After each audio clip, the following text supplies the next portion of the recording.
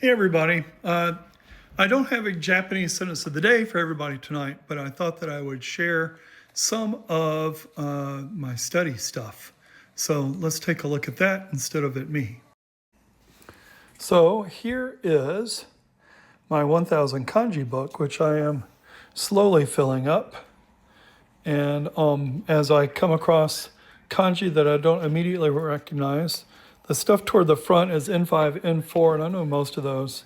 I know a lot of these, but I don't know them as well as I want to.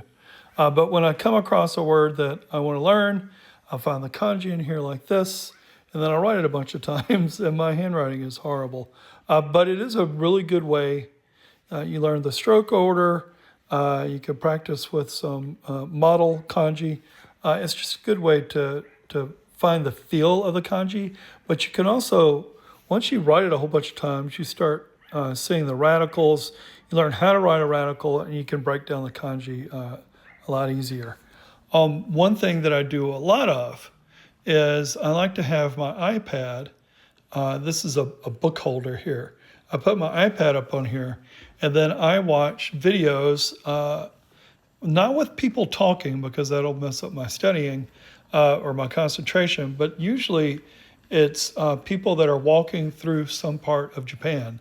And for whatever reason, I find it really puts me in the mood to study, and it really kind of sets the atmosphere, kind of. It's not necessary, I can study without it, but I really enjoy it.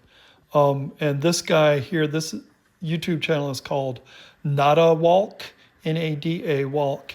And he walks all over like rural areas and parts of and even urban areas that are kind of, here in the US, we would say they're blighted. This doesn't look blighted here, but if you look at a lot of his videos and even other parts of this particular video, you can see some really interesting, like urban decay, that sort of thing. Over here, I have one of my notepads that as I find new words, I will write them down here.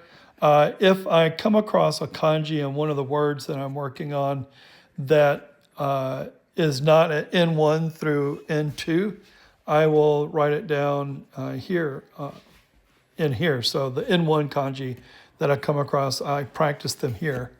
And you can see over here, and here's some new words. This is Yotsubato Volume 1, which I'm almost done with. I want to get done with this this weekend.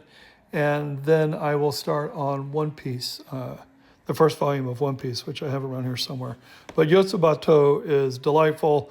I will eventually read all of these. That's relatively easy, but especially the first chapter's got some tough stuff in it. Anyway, that's kind of a short glimpse at how I'm currently doing a lot of study. And I wanted to show the Japanese walking video because that's a big part of my study. I've watched hours and hours and hours. I don't actively watch it. I just have it on like in the background.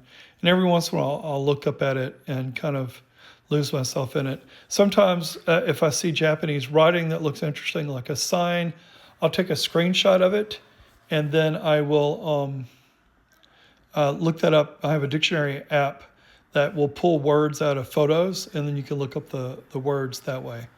That dictionary app is called Nihongo. I think it's only for iOS, but I'm sure there's an Android app that does something similar. Anyway, that's it for tonight, everybody. Ja mata.